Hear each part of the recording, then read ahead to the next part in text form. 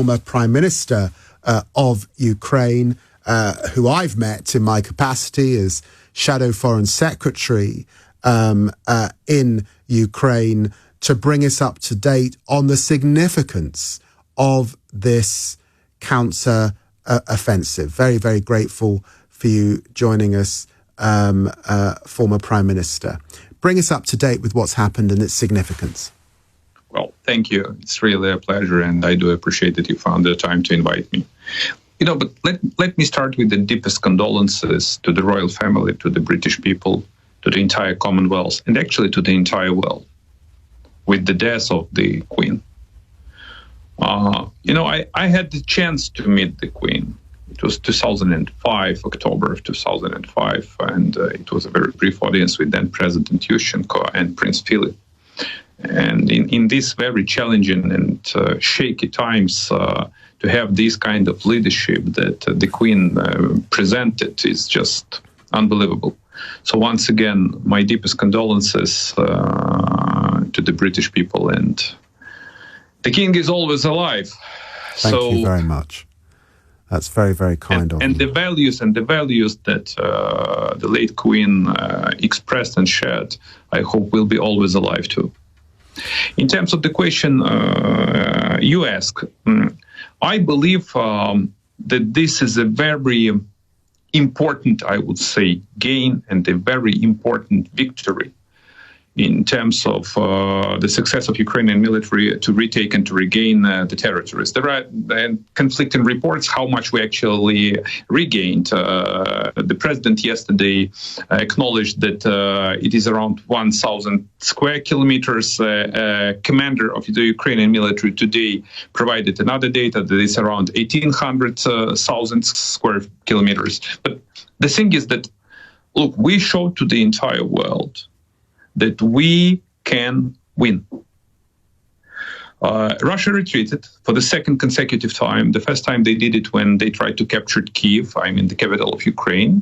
And Ukrainians were fighting like hell, and we actually pulled back Russian forces. This is the second big, on the one hand, victory of Ukrainian forces and setback of Putin and his medieval Nazi-style military. So I believe, at least I want to believe, that this is the turning point, but I am always very cautious because, Russia is too big, and in case if we win, and we will win, Putin will lose everything.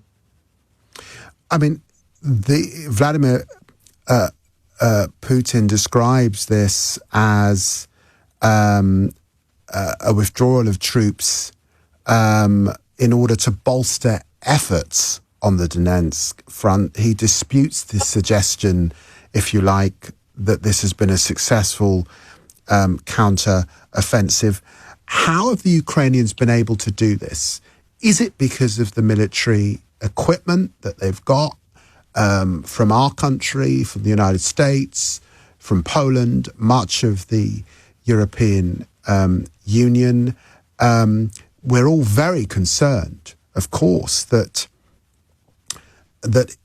Putin's intention was actually to push on and take Odessa, which of course would be a stranglehold on the whole of the international community. So should we take great heart from this moment, or is this a moment where we should be a little bit more cautious?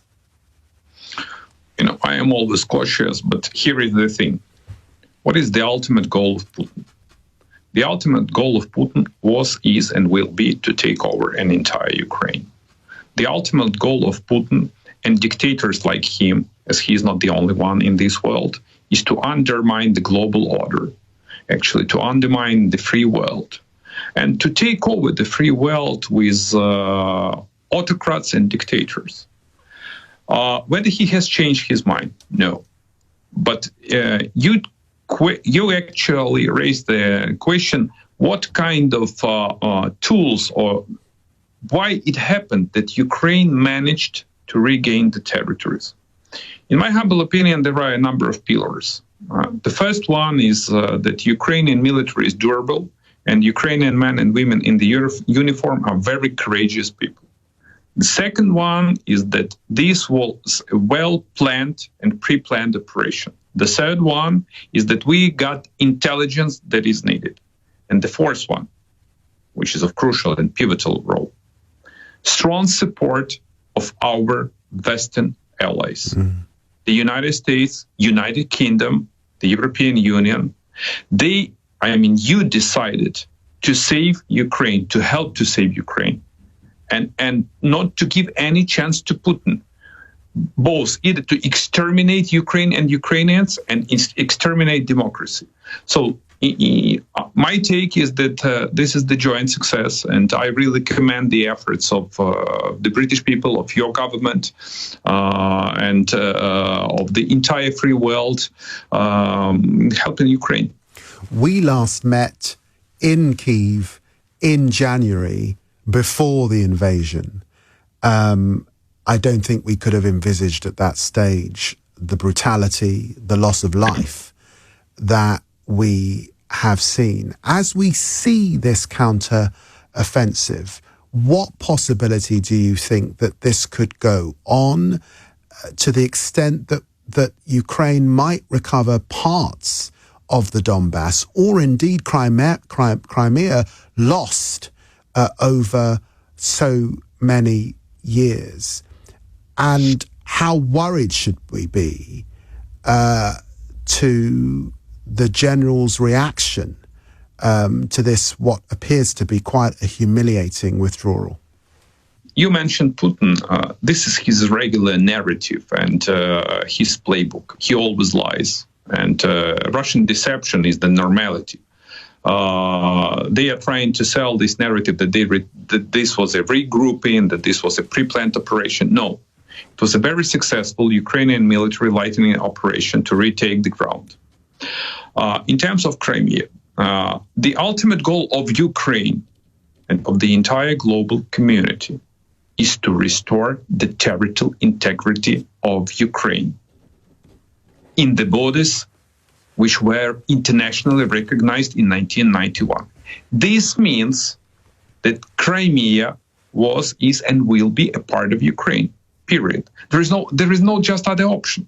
The only option is to retake an entire Ukrainian territory and to restore territorial integrity of the Ukrainian state. It's not an easy job. I want to be very clear. That's true. Because, if we underestimate Russians saying that, look, we already succeeded and the war is to end in a few weeks, that's not the reality we are living in right now. We've obviously got a tough winter coming up here in Europe. We've got to stay the course. Would you say that there can be no cap on costs, on means to achieve this? This is a conflict that could go on now for many, many, many months going forward. Well, no doubt that this is the war of attrition. No doubt that this is the grinding conflict. No doubt that Putin either to lose everything, and he will lose everything, or democracy will just fade out. And we are not allowed to lose the democracy and the free world. Whether we have guts, whether we have resources, and whether when I say we, it means the entire free world, and stamina to prevail. Yes, we do. And the latest success of Ukrainian military is a perfect example. So, no, you're completely right saying that we have to face a very challenging and difficult winter time. And even the British people, you bear the brunt of this war, that unjustified war that Putin waged against Ukraine and the entire free world. So can we fix it? Can we overcome this? Yes, I believe that we are to face real economic troubles in the short run, but in the long run, we are to become stronger, more energy efficient. We will win itself hours from the Russian dependence on the energy. We will make Ukraine, not Ukrainian, but both Ukrainian and the entire free world economy more competitive. So this is the challenge and this is the chance. This is the option.